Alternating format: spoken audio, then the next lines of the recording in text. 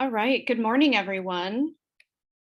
Thank you so much for everyone who's joining us and still joining us. I see the number continues to go up of participants, and we're so glad to have you all here.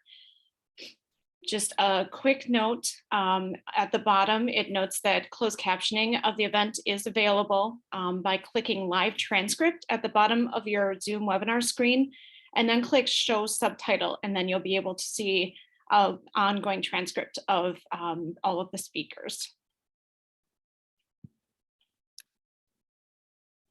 So we're going to go ahead and get started today. So first, I just want to welcome all of you. My name is Shanna Mulvihill, and I'm the Executive Director of Mental Health Minnesota, and am also one of the two co-chairs of the Mental Health Legislative Network.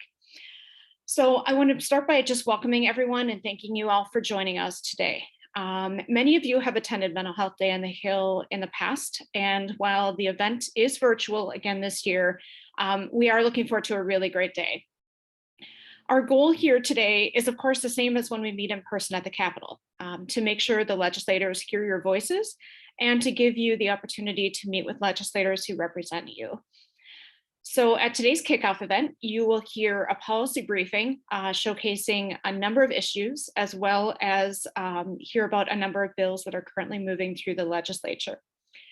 You will also get some tips for meeting with legislators, and you'll hear from elected officials about the importance of making your voice heard. Then we'll wrap up just before 10 o'clock this morning. And then many of you do have legislative meetings that you'll be attending throughout the day. So I know as you listen today, there are a number of issues that we'll be talking about, and it can be a little overwhelming. What can I say? There's a lot to do. But the Mental Health Legislative Network, we believe these challenges, although they're significant, are not insurmountable. And we know what's needed in our system, we know what works, and we need to continue making progress in building our mental health system. So when you go meet with legislators later today or email them, you don't have to address every single issue that you hear about today. Focus on the ones that are important to you, focus on the ones that are impacting your life. And if you're not able to meet with your legislator today, please do email them or call them and let them know that, number one, today is Mental Health Day on the Hill, and number two, that mental health is important to you. And I did send a sample email as well as a link to find your legislators out to everyone who registered for today's event in case you'd like to use that. So as I noted, you'll hear about some of the bills that are moving through the legislature to address some of our concerns. But for now, we'll go next to a welcome video from Governor Walz.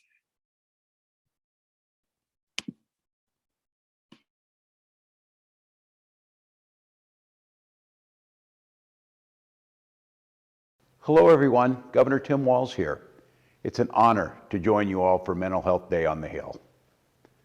We know this pandemic is taking a toll on Minnesotans' mental health across the state, but we also know this has been persisting for years and it's not anything new to you. Mental health is a critical piece of public health, and our state is committed to providing mental health resources to all Minnesotans because no one is alone in this battle. Throughout the pandemic, Lieutenant Governor Flanagan and I made strides to take care of Minnesotans' mental health needs. We invested $3 million in mental health services for children and families and increased telehealth options for support. But we recognize there's so much more to do. That's why our budget to move Minnesota forward proposes even more investments in our students' mental health. This includes grants and increased student support personnel. And it creates a children's mental health community of practice to identify shared solutions. These investments are critical to our students' success in and out of the classroom. And together, we can get this done. Thank you for all you do.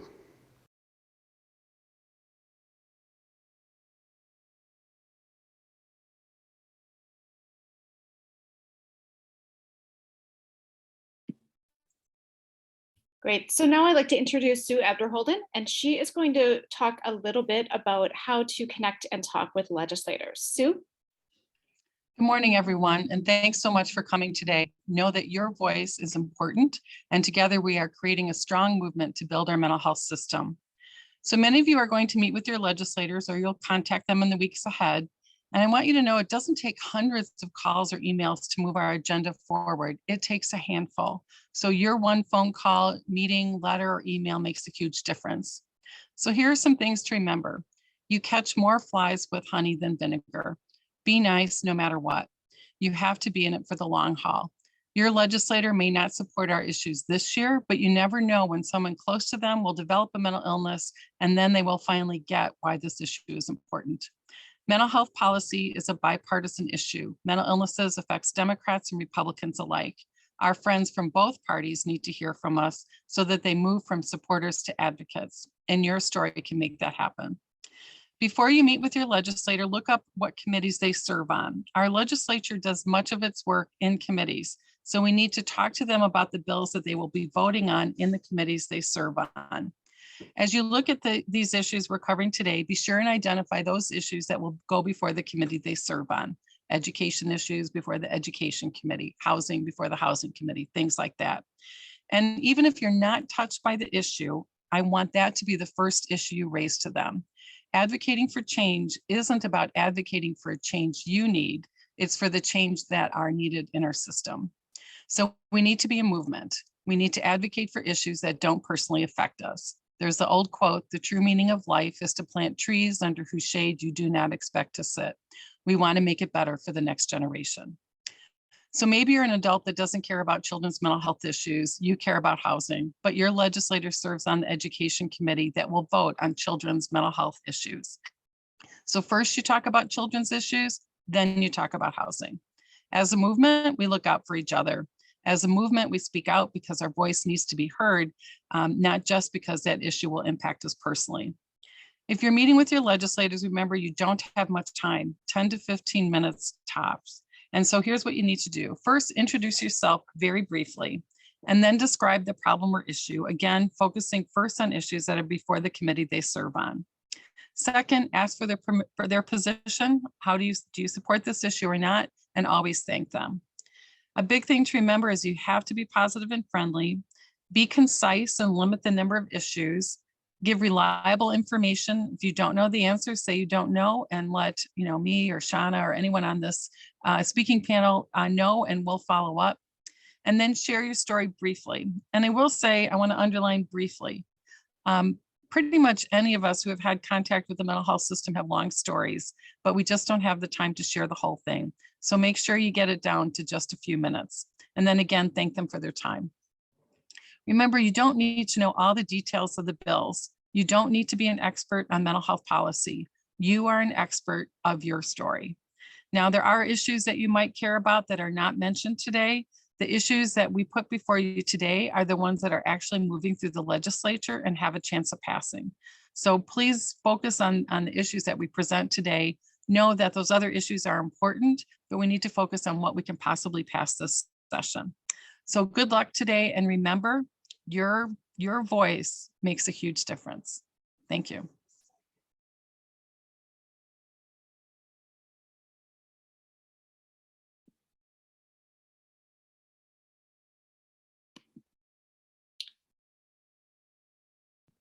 Great. Okay, thank you, Sue. And now we will move on to hearing from Senate and House leadership. Hi, I'm Senate Majority Leader Jeremy Miller. Thank you for inviting me to speak at your Day on the Hill. Even though we cannot be together in person, I assure you that we hear your voices loud and clear. Together, we have made important strides in improving mental health support and treatment here in Minnesota. Support for mental health services continues to be a bipartisan issue, and I'm proud of the progress that has been made here at the Capitol. We have worked together to provide funding for mental health crisis centers.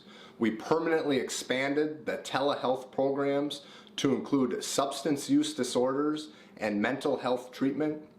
We allocated more funding for school-linked mental health grants. We also provided more resources to support mental health and behavioral health needs for students and children, including creating individual treatment plans for children in outpatient services. I want to say thank you. This progress is the result of your hard work and your efforts, but there's still more work to be done. Let's keep it going. We need to keep hearing from you. Your voices, your feedback, and your persistence is making a big difference here in Minnesota. Thank you for watching and have a great day.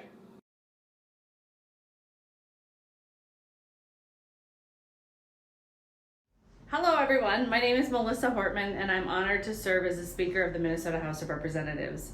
I'm sorry we can't all be together, but Omicron is on the decline and hopefully that moment when we can all be together again is coming soon. I hope everyone is staying safe and healthy and doing what you need to do to take care of yourselves. Mental health is foundational to all of us. It impacts everything in our lives and is a major component of so many of the issues we work on here at the Capitol. Like so many other issues, COVID-19 has put a bright spotlight on mental health challenges. This has been such a difficult time for so many and for so long, myself included, and members of my family.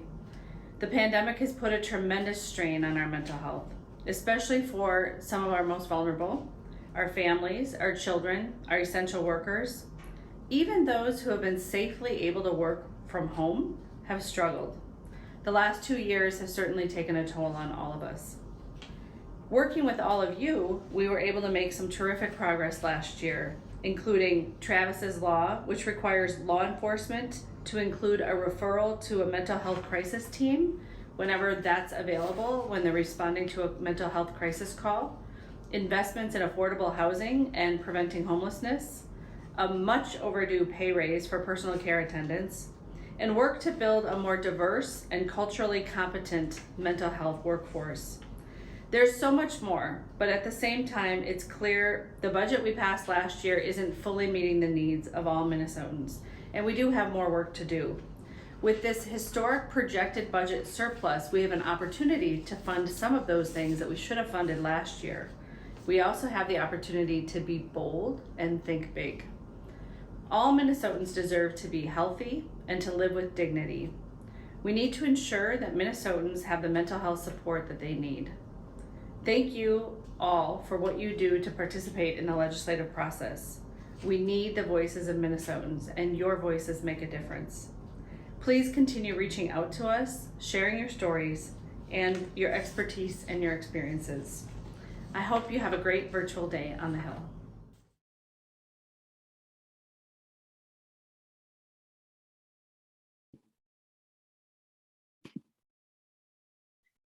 Well, I think it was so great to hear from both Senate and House leadership here today about the importance of all of you bringing your voices to them.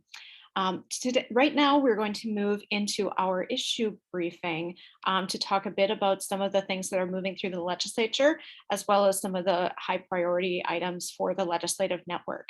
And we have several speakers who will be joining us to do that, each taking one slide. So first, we are going to start with a discussion around access to mental health treatment, and back to Sue Abderholden. Sue? Great, thanks so much, Shanna.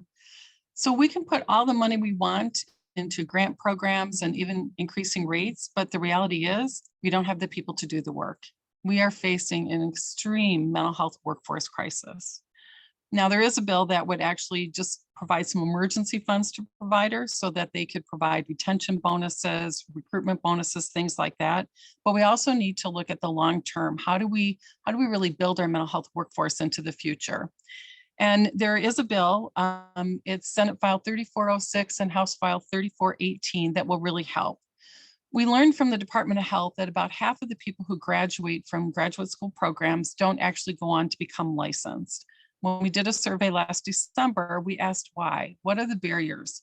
The biggest one was we have to pay for supervision. The licensing fees are high. And so we thought, well, we need to do something about that. I do want to say that about 88% of our mental health clinicians are white. So clearly we are lacking in having a culturally diverse workforce. Also, 80% of rural Minnesota counties are in a mental health professional shortage area. And so we also have a severe shortage in rural Minnesota. So what this bill would do is actually it targets the loan forgiveness program to people who provide culturally responsive services or services to underserved communities, including rural areas of the state. It creates a grant program for community providers, those that provide, again, Medicaid, a high percentage of Medicaid clients and also culturally diverse communities so that they could actually provide supervision for free. So it helps them recruit people into the field because they can get supervision for free, but also sets them up so that they can financially be able to do that. And that should hopefully eliminate one of the barriers. We also created a scholarship program to support mental health practitioners, peers, other people working in the field to actually become a mental health professional. Again, these grants would go to providers who serve primarily people on Medicaid and culturally diverse or underrepresented communities. We can pay for tuition, we can pay for childcare, transportation, or any of the other barriers to helping people become licensed. And the thing to remember is these are people who have already been in the workforce for at least 2 years. So they know what the work is, they know what they're getting into. We're also going to allow mental health practitioners to be a case manager. A lot of them already have, frankly, more experience sometimes than case managers, and so this can be helpful for them. We also want to increase the funds for the loan forgiveness program for mental health professionals and licensed alcohol and drug counselors so that more of them can do that do that program. We also want to increase the funds to actually train more people to become peer and family specialists. And then we allocate some additional funding for what's called the CMIG program. This supports culturally diverse providers to help more people go into the field and to help them provide trauma-informed, culturally responsive mental health and substance use disorder services. And the last part of this bill is to actually create a website to serve as informational clearinghouse for people wanting to become or who are mental health professionals. They can find out every information right there. What are the different loan forgiveness programs? How do I find a supervisor? What are the steps to become licensed? This isn't going to solve everything. And as you heard Speaker Hortman, there were some things passed last year that will be very helpful, but we need to really focus on this. The next issue is addressing network adequacy. I think if we ask most people, you called the provider in your insurance network, you can't get in. There are long waiting lines, right? And that is really frustrating. And in Minnesota, in order to determine if a health plan has network adequacy, they just have to have providers within 30 minutes, 30 miles for mental health professionals. That doesn't tell you that they have openings, right? And so what we wanted to do is during the next 3 years, since we're facing a mental health crisis, we would require health plans to do what's called any willing provider. So they have to accept any willing provider into their network as long as they meet their quality criteria to really open things up. And then during the next 3 years, we want the Department of Health and the Department of Commerce to work together to say, what are some better measures to determine whether a health plan actually has an adequate network. We hope that this will help, during this particular crisis. And lastly, we want to really look at how do we build inpatient mental health care. So we've all heard tons of stories, right, about especially children boarding in our emergency rooms. And I think boarding is such a weird word for it because they're not on a journey to go anywhere at that point. And so there are a couple of bills that are looking at this. One is just, they're looking, can we increase the inpatient rates to make it more viable for hospitals to add beds? There are 2 bills from facilities that want to add beds. One is from Children's Hospital to add about 22 beds in their St. Paul campus. So right within the regular hospital with an emergency room, and we're all supporting that. The other proposal is actually for mHealth Fairview to build a freestanding psychiatric hospital with about 144 beds. Now, this might surprise you, but the Mental Health Legislative Network is actually opposed to that proposal for a couple of reasons. One, I want you to look in the mirror. Your head is connected to the rest of your body. When you're having an acute psychiatric episode, a mental health crisis, you deserve to be cared for in a regular hospital with access to any other healthcare you might need. If you think about how people end up in a crisis, in the ER, it might have been a suicide attempt, intoxication, or an overdose. You could have been homeless, and so you might have, toes that are frostbite, things like that.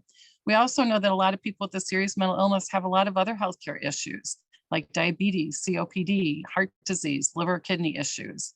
And so you can't just focus on one part of your body. You need to have access to everything. The hospital won't have an emergency room, so they can decide who they take. And we're worried that they won't take people who have more serious issues, mental health issues, or other healthcare conditions. Medicaid also can't really pay for the care that's there. It's called an IMD, an Institute for Mental Disease. And so if you're on fee-for-service Medicaid, they can't bill it, and they will just bill the state and use state dollars only. And if you're on Medicaid managed care, the state will take over paying that monthly payment. And that's an issue that will be 100% funding. We're also concerned if they admit far less Medicaid patients, that could kind of mess up, frankly, the payer mix in the other hospitals in the metro area. So that the other hospitals will take more Medicaid patients, they will take people who have more complex issues and things like that. And that will throw them off, frankly, and have them lead to greater losses. So, and they're actually partnering with a for-profit huge hospital healthcare system from around the country. And we're frankly also a little bit nervous about that.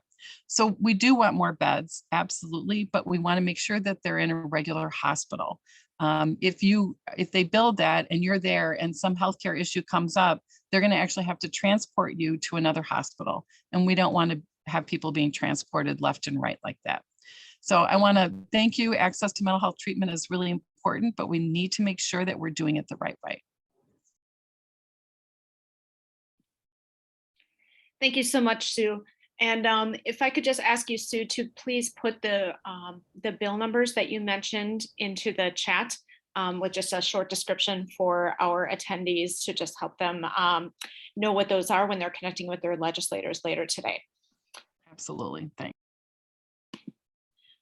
Okay, and next we will move on to system issues and mental health service concerns. And I welcome Ginny Palin from MACMAP. Ginny?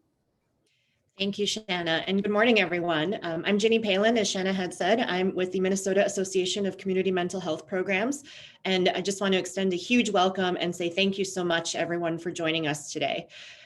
Just to build off of some of what Sue had started with the issue briefings, and to also maybe circle back to the point that Speaker Hortman made in her welcome message, that we are in a current environment where we've have almost an unprecedented budget surplus this year, almost $9 billion into this coming fiscal year. And yet there's so much need across all of our systems and across our mental health services and access to all of the treatment that's needed. And so these next several pieces are really focusing on requests and legislative asks to say we really need to be investing more into our mental health system. And so across this slide that you see in front of you, it's busy, there's a lot in there, but it just, I think, really reflects the need that we need to make investments into our services. And so the first one is really around ensuring that we have access to supportive housing and affordable housing. I think you all really know better than I that you can't have successful treatment in mental health services when you have nowhere to live and nowhere to store your things, or where you feel safe. Those really fundamental aspects of being able to survive as a human, and some of those very basic needs met before you can really start to be successful in your treatment. And so having access to affordable housing and supportive housing is critical for that. And so the recommendations we have and some of the bills moving forward are to increase funding and increase access to affordable housing. That includes increasing the funding to the Bridges program, increased funding to housing with supports for adults with serious mental illness.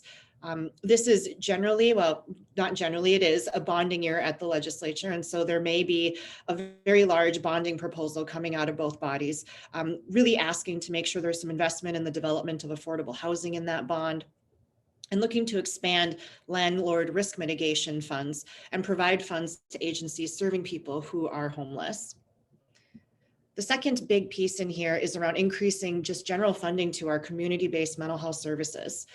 We know that without our community-based services, clients who might be ready to be discharged from the hospital and inpatient care won't have anywhere to go. And I think probably even more importantly, we need our community-based services to ensure that clients have that care on the front end so that we might prevent them from needing to end up in the emergency department or needing to go all the way to inpatient care. And we understand that there's always going to be a need for inpatient care, and emergency departments are critical for when folks have emergencies. We're not trying to say we don't need to invest in those, but we're also saying that our mental health system is a continuum, and we need our community-based outpatient services to ensure that when people aren't in the hospital, there's access for the services that they need available. And so we're really looking for increased investment investments into all of our community-based services. Those include our first episode psychosis programs for young people who might be experiencing their first psychotic episode, also increasing investments into our assertive community treatment teams to provide that comprehensive community-based care for folks, investing into early first episode mood disorder programs for treatment of young people who are experiencing bipolar disorder or depression, and making sure that our state agencies, the Department of Human Services, really have a transparent process and reporting for how some of these other federal dollars that should be supporting these programs are being invested.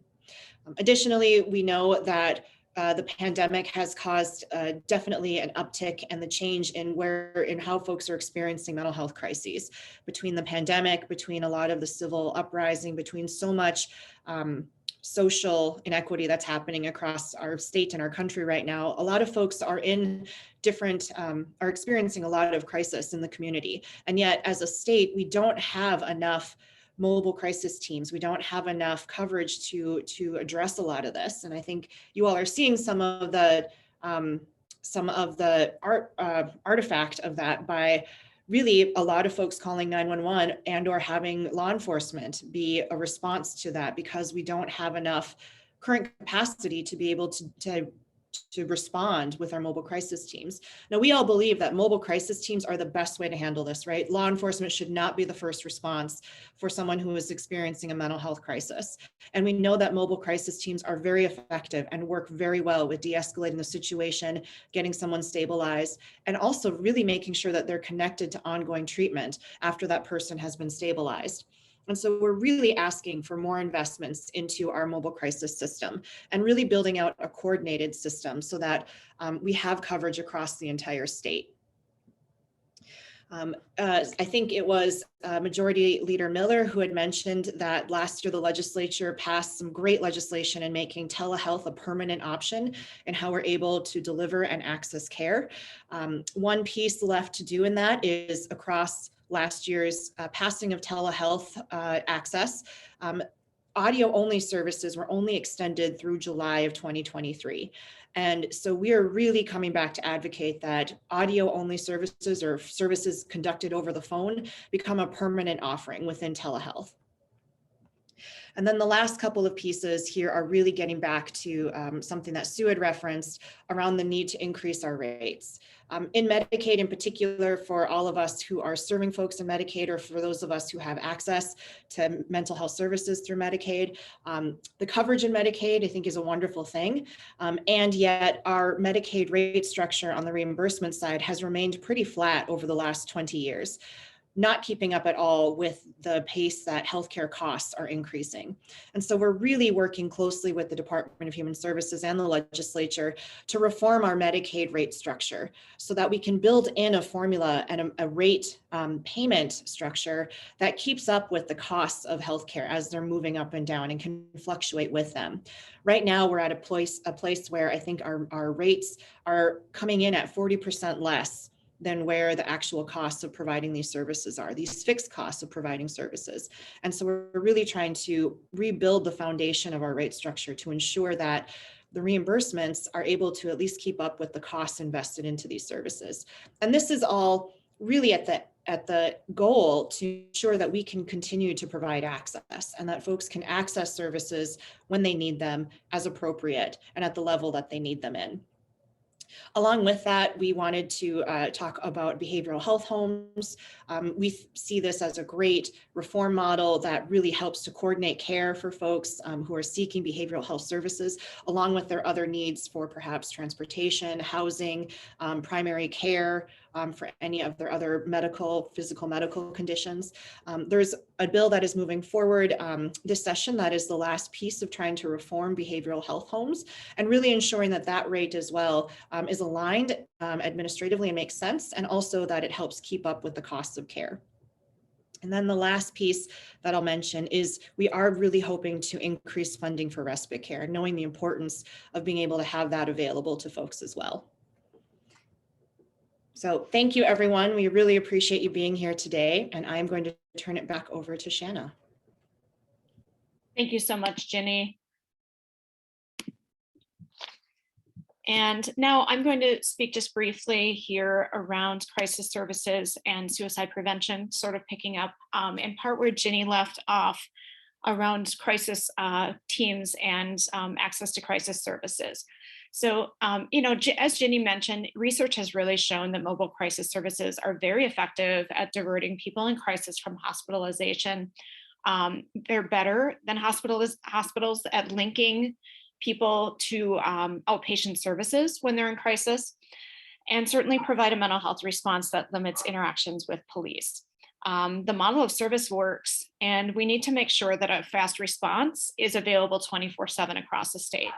But to accomplish that, we really need to increase state funding for crisis teams and crisis homes, and also allow some flexibility with that funding in order to meet the demands at key times. So really letting crisis teams get what they need to do their work. The second piece is around suicide prevention.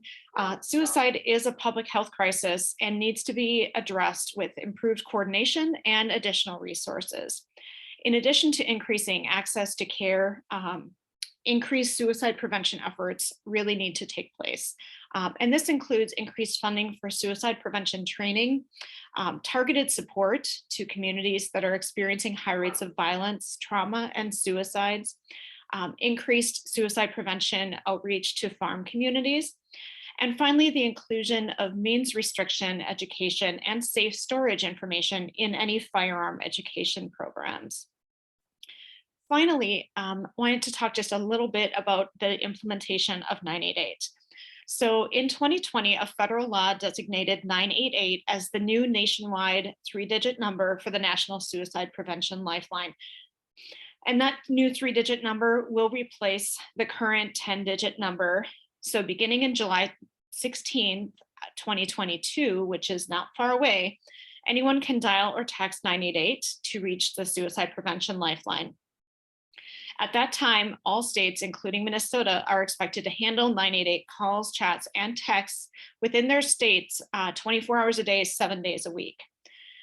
But in order to build the capacity really needed at Minnesota Lifeline response centers to meet the goal of answering 95% of the calls, texts, and chats in state, we do support the establishment of a statewide 988 special revenues telecom surcharge.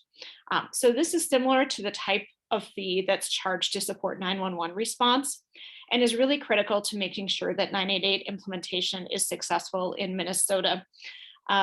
If calls are not answered in Minnesota, they automatically go to other states to be picked up because it is a national lifeline.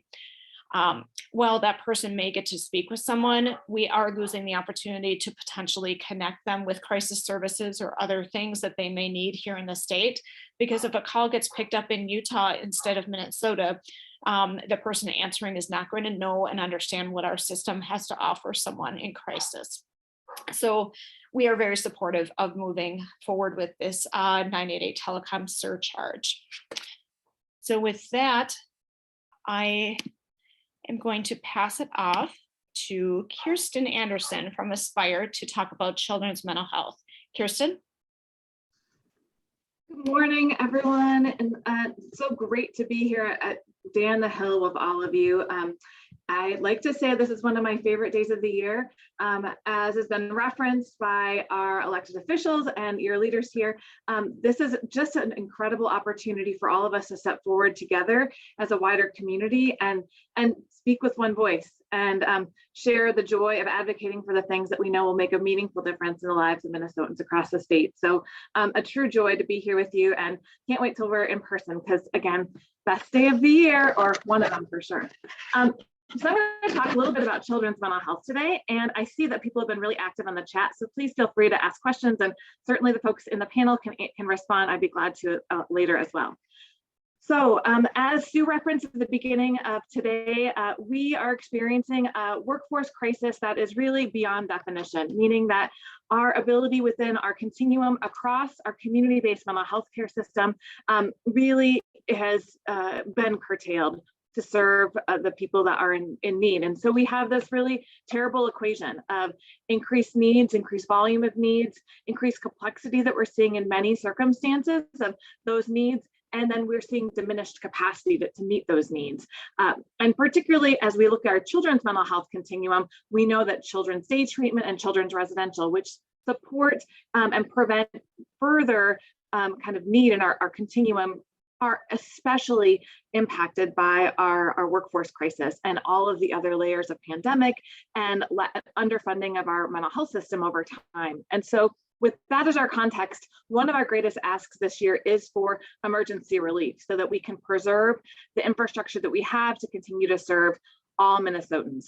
So that, as was discussed, is House File 3215 and the item that you see first in your screen here. The second is we've been talking for quite some time, years truly, about establishing crisis stabilization services, so crisis residential homes that really can support children to manage those crises. And so as we think about all of the commentary about children boarding in hospitals, this would be a really excellent opportunity to provide that stabilization service required, certainly not to address that entirety of that crisis, but to begin to respond to both the needs that we're seeing in that part of our continuum, but really when children just simply are experiencing crisis, require stabilization, we should be able to provide that care. So this is a bill that would really allow for that to be more recognized as an official service within the state of Minnesota, and certainly a top priority. The next item is schooling mental health. This is one of the items that you as a network have really made prominent in the state of Minnesota and really makes intuitive and really practical, significant sense for our children and families, our students and schools, where we are able to co-locate and integrate those mental health resources, mental health services right in the school so that children and families can access that along with consultation. I will add that this was included in the governor's budget, so we are enthusiastic to see that priority continue to move forward.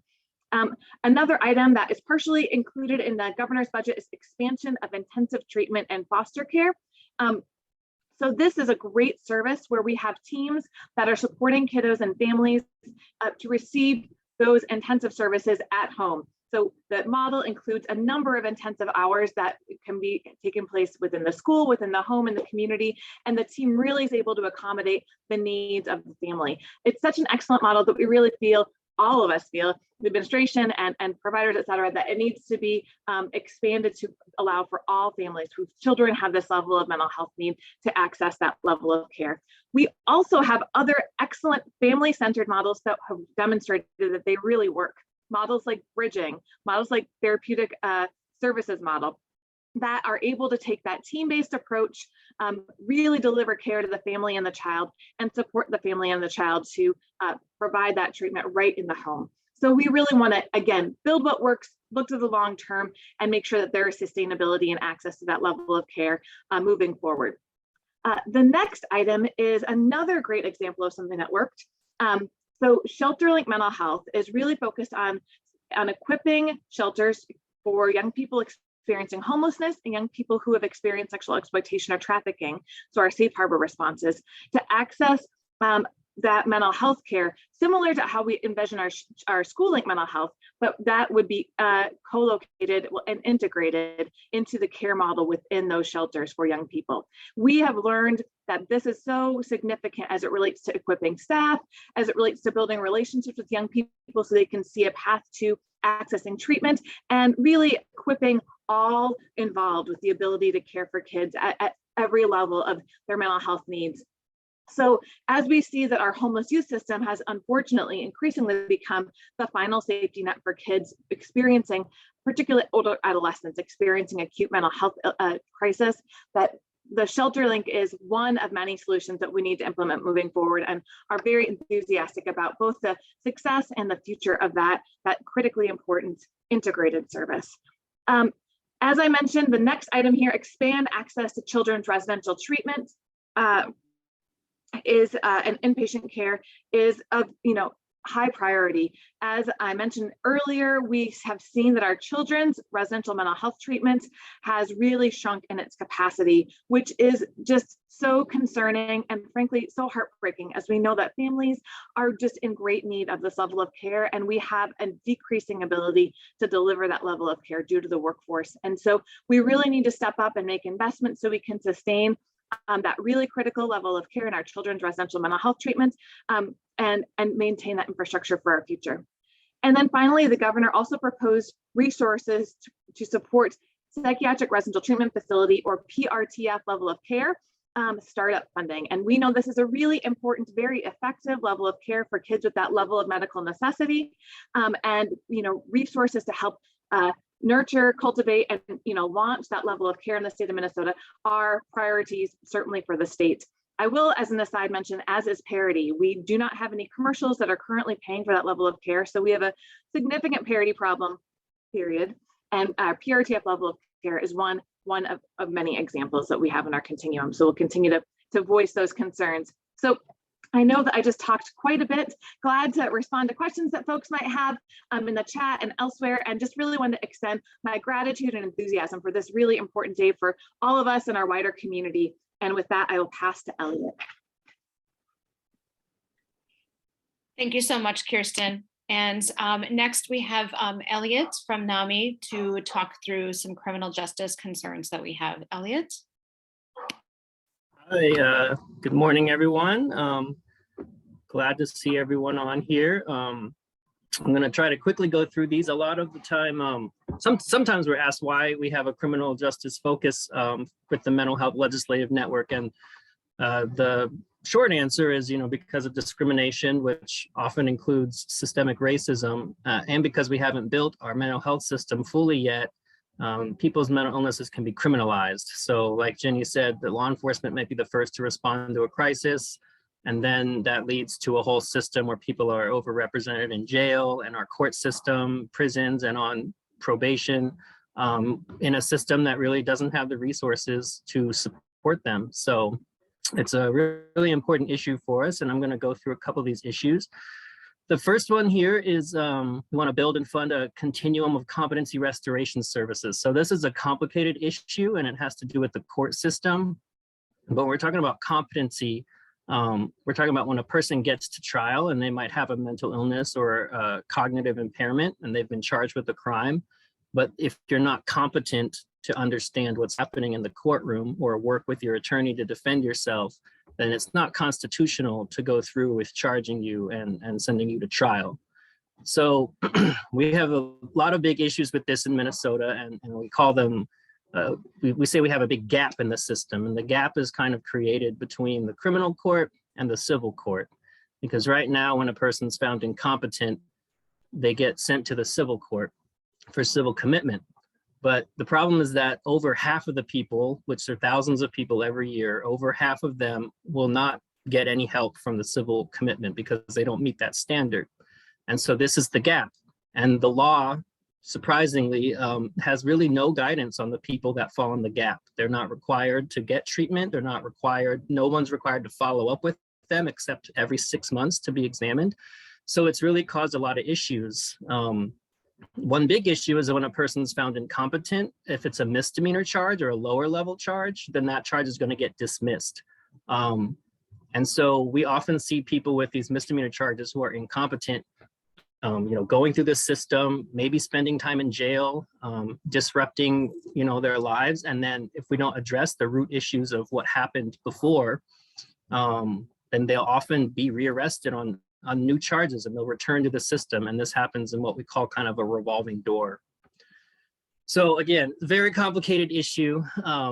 But what this bill does, House File 2725 is the House file, and we just got the Senate file introduced yesterday, and that is Senate File 3395, so 3395 in the Senate. And what the bill does is it creates a system when a person is found incompetent that they get support. So they're basically hooked up with what we're calling a forensic navigator.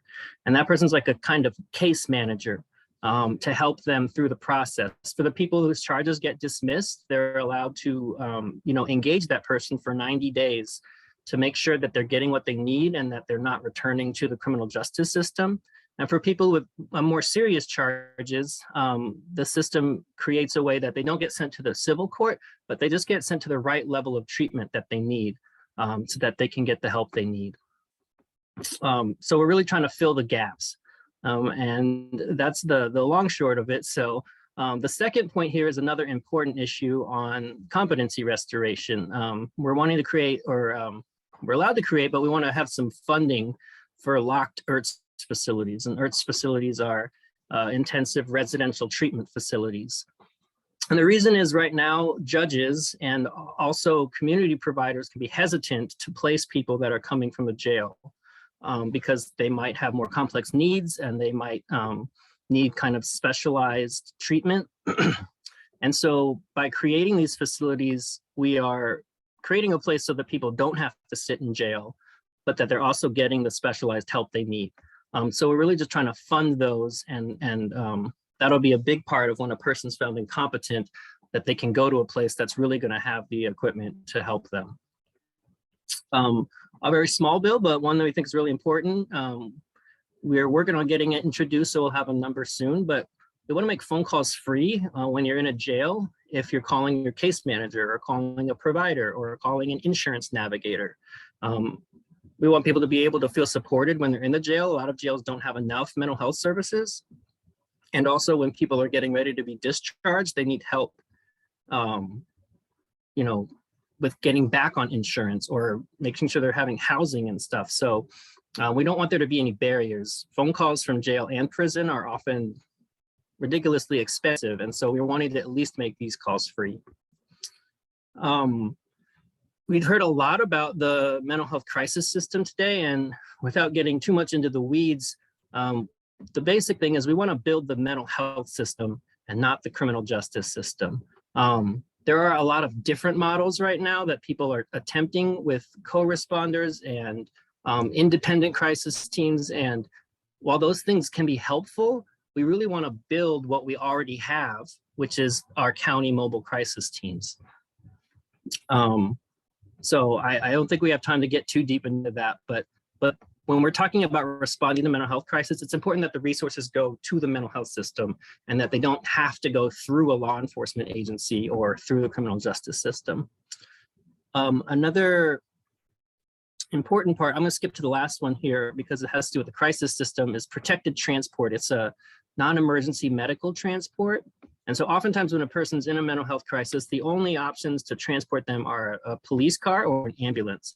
And sometimes the person might be handcuffed and put in the back of a police car, or they might be strapped down to go in an ambulance. And also there might be a lot of lights and flashing lights and police cars and fire trucks in your neighborhood in a kind of intrusive way. And so protected transport is an unmarked car that still has safety features in it. And the driver is not a police officer, but they do have crisis training. And so this unmarked car is a safe way to transport people without having to use police or an ambulance. And so we're trying to get more funds for that to increase the rates so that it's more sustainable. And lastly, pilot projects for voluntary engagement are voluntary engagement is part of the big change that we made in the Civil Commitment Act in 2020. And it says basically, instead of waiting until a person needs to be civilly committed or is a danger to themselves or others, or they get arrested or they need to be hospitalized, we can engage them before that for 90 days. And so counties don't have to opt in, but we know that some are really interested in this. And so we just want to create some funding so that counties can try that out, because we think it's a really important way to prevent people from being arrested, to prevent people from going to the hospital. So we will have more bill numbers soon, but I'll put those in the chat too. But that is what I have, and I think I'll turn it back to Shanna.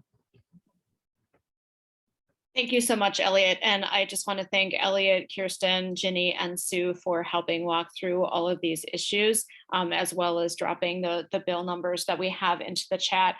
Also, just want to recognize that I appreciate everyone who is asking questions. That's terrific, and keep them coming. We've got a few minutes left. We are now going to move into hearing from a few more legislators. Hello, I'm State Senator Julie Rosen, and I am so honored to be participating in the Mental Health Day at the Capitol. This year, more than ever, we have heard about the needs of mental health, and it is in every sector, profession, population around the state. Ask any legislator. We hear over and over the increasing needs in our communities. And perhaps it's because of COVID, but mental health needs were critical before that also. So fortunately, we do understand at the Capitol how we need to get resources and help, targeted help towards our children, our elderly, the professionals, our moms and dads, to law enforcement, to our farmers, people in recovery. We understand that, and it's really good, but we still need your help. We have done some significant adjustments through the years, but there'll be more resources. But what we have done, we've done mental health crisis homes. I was a champion on telehealth way back in 2015, and that has been so important in delivery of mental health services through COVID, and it will continue. We also expanded school-linked mental health program in our schools to address our children's needs. These are things that I'm very proud of, but there's more work to be done. So we know where to focus these resources, but we can't do it without you. So again, we hear you. I want to thank you for joining me and my colleagues and making mental health a priority once again. Hello, everyone. My name is Peter Fisher, and I am a Minnesota State Representative for District 43A. I represent the cities of Maplewood, White Bear Lake, Birchwood, Willardy, and Matamidi. I also chair the Behavioral Health Division in the House of Representatives. We have a very bipartisan approach to all bills that came through our commission last year. 100% support from everybody, and all the bills except one became law. My favorite bill was one that addressed the redesign of the delivery of mental health services in the state of Minnesota. It would make the system be more client-focused and less about filling out paperwork to give us the time that we need to help those who are needing support. Today is Virtual Mental Health Day on the Hill and serves as a day to renew our commitment to action to provide quality, equitable, and affordable mental health services for all. An important tool that's available online for people with mental health issues is mentalhealthmn.org. It is a great website with many tools. It's free and anonymous. I encourage people to check it out and find the tools that can help make them successful in dealing with their mental health issues. Thank you for your time and have a wonderful day. Hi, this is Senator Paul Etke. I'm happy to join you for Mental Health Day on the Hill. Even if it is via video, we wish that we were in person, but nevertheless, congratulations on your day. And just in general, mental health is a huge topic year in and year out. And once again this year, I've had a chance to participate on a number of bills in the past.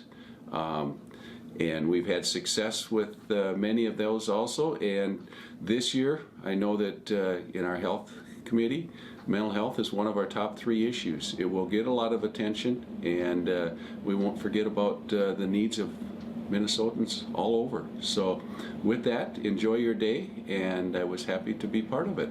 Thank you. Rich Straheim here, Senator from District 20. Just want to first thank you for the invite, and very important subject. Mental health is something that's affected all of us. Thank you for caring. Thank you for participating today. We have worked very hard to try to address some of the issues with mental health.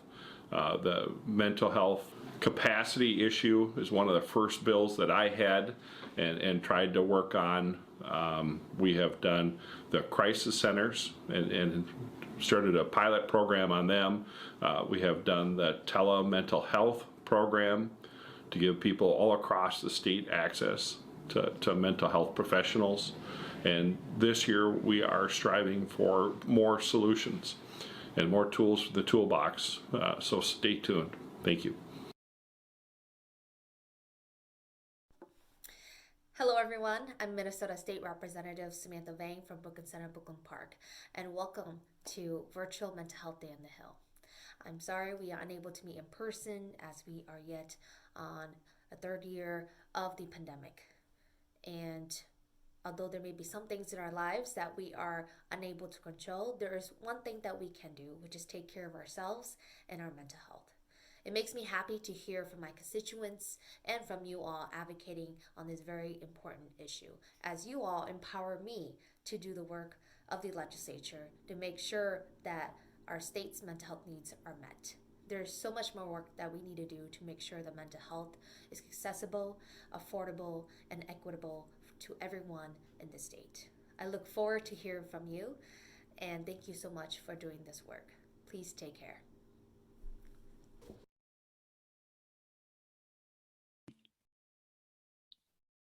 Great. For now then, I will just turn it over to Sue Everholden from NAMI just to wrap things up before many of you head out to your meetings.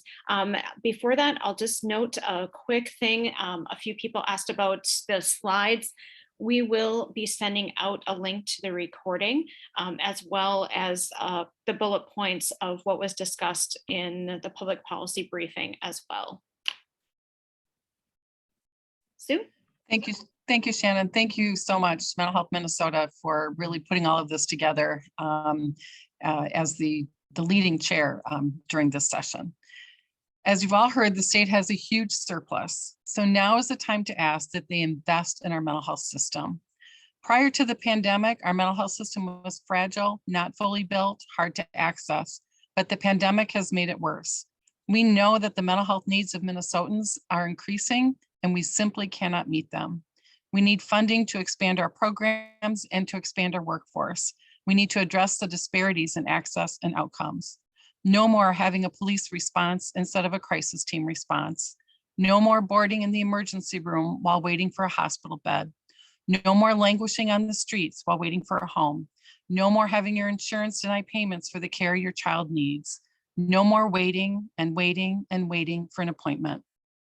The time to invest in our mental health system is now, and a mental health system for everyone, with culturally diverse and informed providers and treatment, with attention to critical shortages in rural Minnesota, with great attention to our children so that they can grow up to be healthy adults. This will only happen if you speak up. Your voice, your call, your email makes a huge difference. So not just today, but in the weeks to come. Be sure to reach out to your representative and senator and ask them to support our bills to invest in our mental health system. As Margaret Mead said, never doubt that a group of thoughtful people can make a difference. In fact, it is the only thing that ever has.